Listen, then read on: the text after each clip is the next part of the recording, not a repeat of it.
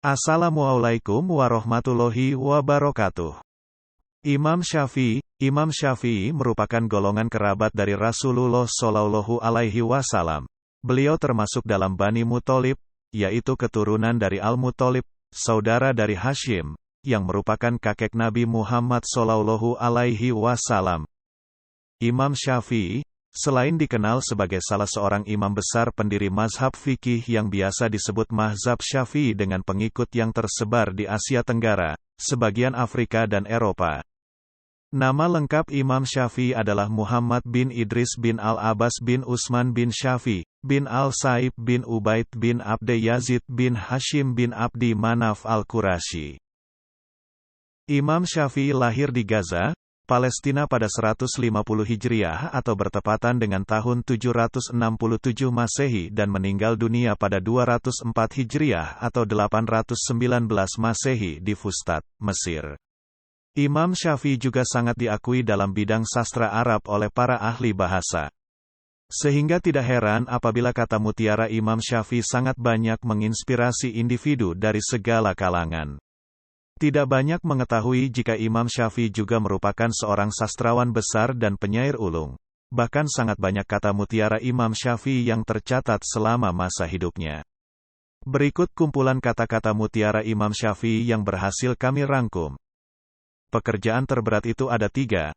Sikap dermawan di saat keadaan sempit, menjauhi dosa di kala sendiri, berkata benar di hadapan orang yang ditakuti.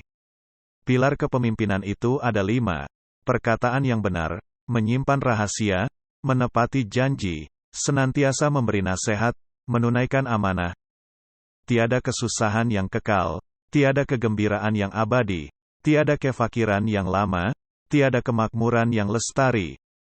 Jika terdapat banyak kebutuhan yang harus dipenuhi, maka mulailah dari yang terpenting dan mendesak. Barang siapa mengadu domba untuk kepentinganmu, maka dia akan mengadu domba dirimu. Dan barang siapa menyampaikan fitnah kepadamu, maka ia akan memfitnahmu. Jika ada seorang yang ingin menjual dunia ini kepadaku dengan nilai harga sekeping roti, niscaya aku tidak akan membelinya. Kaji dan dalamilah sebelum engkau menduduki jabatan, karena kalau engkau telah mendudukinya, maka tidak ada kesempatan bagimu untuk mengkaji dan mendalaminya. Manusia yang paling tinggi kedudukannya adalah mereka yang tidak melihat kedudukan dirinya. Dan manusia yang paling banyak memiliki kelebihan adalah mereka yang tidak melihat kelebihan dirinya. Sebagaimana Tuhanmu telah mencukupkan rezekimu di hari kemarin, maka jangan khawatirkan rezekimu untuk esok hari.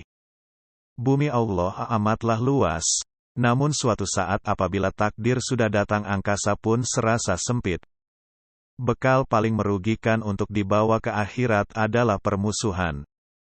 Doa di saat tahajud adalah umpama anak panah yang melesat tepat mengenai sasaran.